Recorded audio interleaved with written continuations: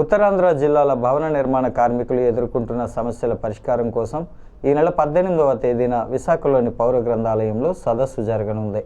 ఈ సదస్సును జయప్రదం చేయాలని కోరుతూ గురువారం చిన్నముష్డివాడ కార్మికుల సెంటర్లో ప్రచార సభ నిర్వహించారు.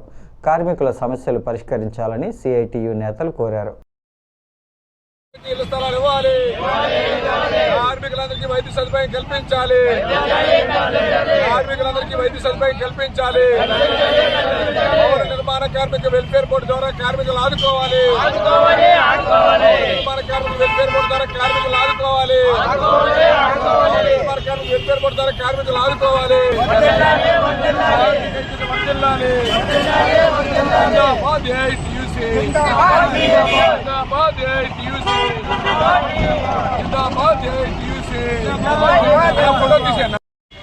రాష్ట్ర వ్యాప్తంగా భవన నిర్మాణం లేబర్ గాను, మేస్త్రులుగా, రాడ్డు బెండర్లుగా, పెయింటర్లుగా, ప్లంబర్గా పనిచేస్తున్నటువంటి ఈ రాష్ట్రంలో ఉన్న 50 లక్షల మంది భవన నిర్మాణ కార్మికుల సంక్షేమానికి ఇబ్బందులు చాలా జరుగుతున్నటువంటి తరుణంలో ఇవాళ కాయా కర్తలు చేసిన కడుపున్నటువంటి పరిస్థితుల్లో, ప్రమాదం జరిగితే మంచాన్ని పడితే పట్టించుకోలేనటువంటి పరిస్థితుల్లో కార్మికులందరూ కూడగట్టుకొని పోరాటాల ద్వారా భవన నిర్మాణ కార్మిక సంక్షేమ చట్టాన్ని సాధించుకోవడం జరిగింది.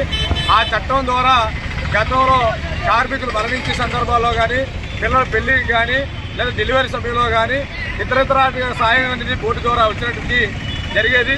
కానీ గత ప్రభుత్వం చేసినటువంటి నిరంకుశమైన నిర్లక్ష్యం వల్ల ఆ ప్రభుత్వం నుంచి రావాల్సినటువంటి బోర్డు ద్వారా రావాల్సిన సకల సదుపాయాలు ఆరిపోయిన సందర్భంలో కార్మిక సంఘాల పోరాటం ద్వారా మళ్ళీ పెద్ద ఎత్తున ఆందోళన చేయడం ద్వారా వచ్చినటువంటి అధికారంలో వచ్చినటువంటి ప్రభుత్వం అమలు చేస్తామని హామీలు ఇవ్వడం జరిగింది.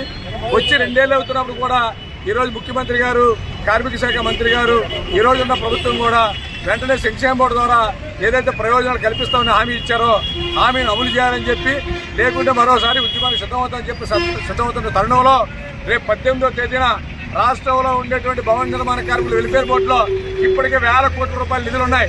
ఆ డబ్బులన్నీ కార్మికుల డబ్బులు కార్మిక ప్రయోజనం ఖర్చు పెట్టాలని కోర్టు తీర్పులున్నప్పుడు కూడా ప్రభుత్వాలు ఉల్లంఘిస్తూ ఉన్నాయి. ఇలా కాకుండా వెంటనే బోర్డు ద్వారా 60 సంవత్సరాలు దాటి ప్రతి కార్మికుడికి 5,000 రూపాయలు పెన్షన్ ఇవ్వాలని చెప్పి వాళ్ళు డిమాండ్ చేస్తూ ఉన్నాం. అదేవిధంగా కార్మికులందరికీ హాస్పిటల్ సౌకర్యం కానీ, ఉచిత వైద్య సదుపాయం కల్పించడం, అలాగే పిల్లల పెళ్లిళ్ళు స్కాలర్షిప్కి ఆర్థిక సహాయం చేయాలని చెప్పి ఏఐటీసీగా డిమాండ్ చేస్తూ రేపు 13వ తేదీన విశాఖపట్నం సీతంపేట పరిధిలో బీవీకే కాలేజ్ దగ్గర గల పౌర గ్రంథాలయంలో ఉత్తరాంధ్ర జిల్లాల కార్మిక సదస్సు జరుగుతూ ఉంది.